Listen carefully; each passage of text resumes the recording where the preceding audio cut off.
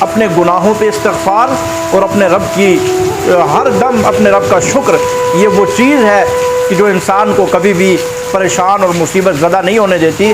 قرآن کریم یہ کہتا ہے فَقُلْتُ اسْتَغْفِرُوا رَبَّكُمْ إِنَّهُ كَانَ غَفَّارًا يُرْسِلِ السَّمَاءَ عَلَيْكُمْ مِدْرَارًا وَيُمْدِدْكُمْ بِأَمْوَالٍ وَبَنِينَ وَيَجْعَلْ لَكُمْ جَنَّاتٍ وَيَجْعَلْ لَكُمْ أَنْهَارًا مَا لَكُمْ لَا تَرْجُونَ لِلَّهِ وَقَارًا۔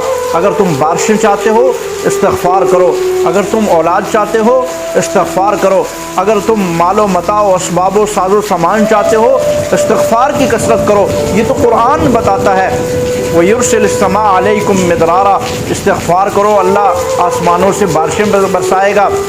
وَيُمْدِدْكُمْ بِأَمْوَالٍ وَبَنِينَ، تمہاری مالوں میں تمہاری اولادوں میں اضافہ کرے گا، تم استغفار کرو۔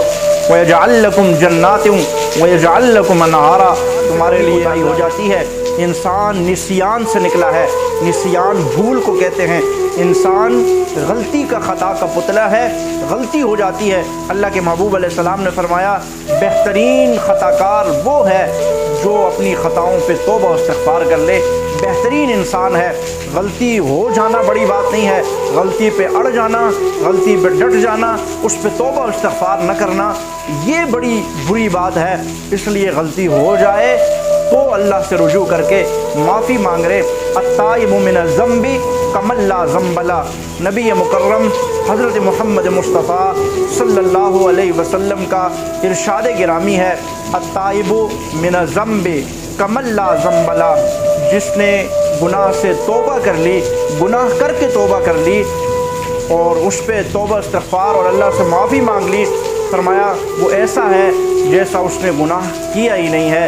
التائب من الذنب کمن لا ذنب لہ، جیسے اس نے کبھی گناہ کیا نہیں ہے۔ تو اس لیے اپنے رب سے توبہ استغفار کے ساتھ ساتھ اپنے رب کی نعمتوں کا شکر ادا کریں۔